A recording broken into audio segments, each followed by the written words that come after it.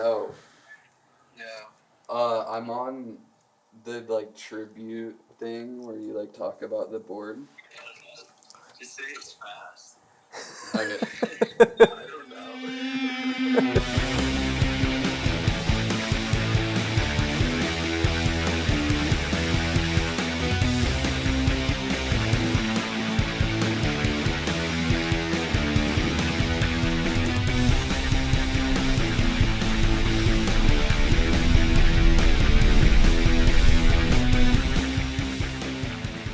All right, welcome to the Tribute Lounge. I'm Shane Johnsen, and today I'm with Cummings, which is freaking amazing. Thank you for coming on. Thank you for And having me. we're going to discuss the third Yep. version of the Banked Country. So this year, from what I understand, Cannon, you did do the graphics. Yes. So let's start there, because honestly, I've loved every one of them. They're sellable. I run a store. Everybody grabs them. They look great.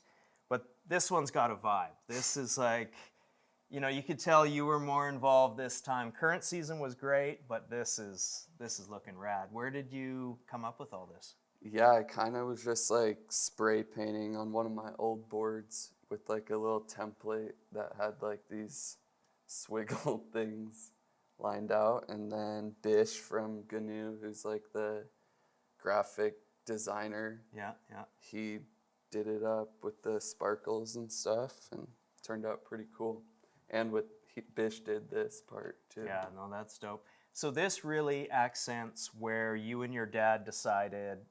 So if anybody doesn't know, Cannon's father is Temple Cummins, who has kicked ass at many a bank slalom. But this board's unique for the GNU line because Magne traction only lives in the back end, right? Yeah. And you've got all your squiggly guys back there too. That was probably intentional. Yeah. Yeah, but when designing it, so Pro Mag being in the back, what benefit is that to riding? Well, my dad and I feel like we both ride on our back legs, like pretty back leg heavy. So turning and stuff, definitely use the back half of our board more. And the no magnet traction in the front makes it much smoother feeling. And then you could feel it grip in the back with the magnet traction. Starts like right here. Yeah. No, I love that the graphic actually accents that because it does make sense. And for us up here in the Kootenays, riding powder, Mag does its thing when it's choppy, when it's not so, when it's variable out. Yeah. But for a bank slalom, obviously the Banked Country, your dad's well known for that kind of stuff. It makes a lot of sense. When you apex a turn, you're going to have all that grip in the back end. Yeah, for sure. And definitely. So the other thing I was talking to you about earlier is I was like, what's up with this base? It feels like it's faster. And you can see it's structured really well. This is Cannon's actual board. So, you've been riding this hard. Yeah. She's a little beat. But it's got a nice structure to it. It's definitely a centered. Black bases are always fastest. That's just how it is. For sure. Any other design elements that have changed, from guys that bought the original Banked that are maybe now looking to get into this one? Yeah, this one's got a new tail that is more blunted. The old last couple were more Quite like round. pin tail, Yeah. kind of. This is a new idea my dad and I worked on with the blunted tail. I've been liking it. It's been sweet this year. It helps you kind of, if you get a backseat landing too, Yeah. throw you forward, right? Definitely. And it's what I noticed with this board is it's definitely progressively stiffer here and then chills out a little bit in the front end. So it's a really good powder machine if you want it to be. Like all Mervyn boards, Cyrilene sidewalls. I'm not sure if they're still calling it Cyrilene. We just had that discussion. Yeah. But, kind of the golf ball skin, all recycled materials. They pay attention to their wood cores the same way. Being that this is Cannon's personal board, I keyed in on a couple stickers right away because I worked for LibTech in the late 90s, early 2000s as a tech rep under Chris Lee. I'm sure everybody knows him at Mervyn. But that GNU sticker, I was like, Cannon, that was from when, well before you were born, I think. That was like 2000, 2001. Yeah. You steal those from Mom, or where'd you get those? I did. I've been raiding my parents' sticker box.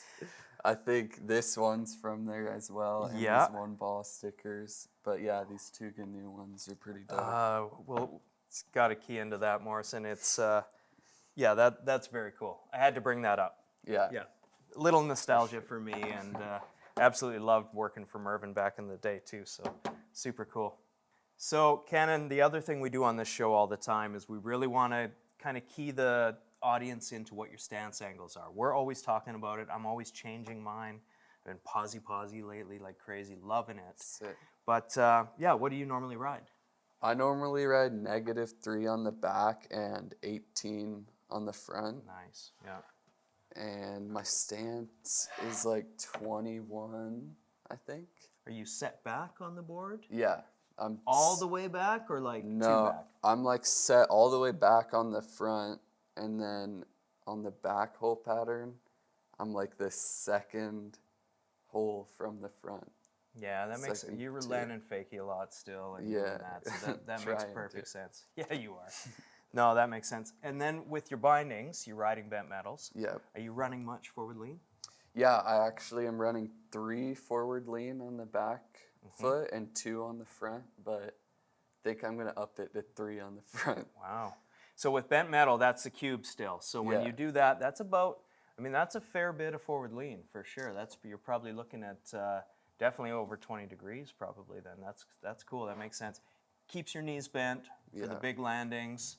And yeah, no, that makes sense, Cannon. Well, Fawcett and I absolutely love this board. It makes our top 3 every freaking year. I'm sure Mark's bummed he didn't get to hang with us, but really appreciate you coming on, man. Thank you. Thanks And for having me. absolutely. And hopefully next time we can drag your dad into Yeah. and get into it a little more. But would love to. thanks again for watching the Tribute Lounge, everybody, and we'll see you soon.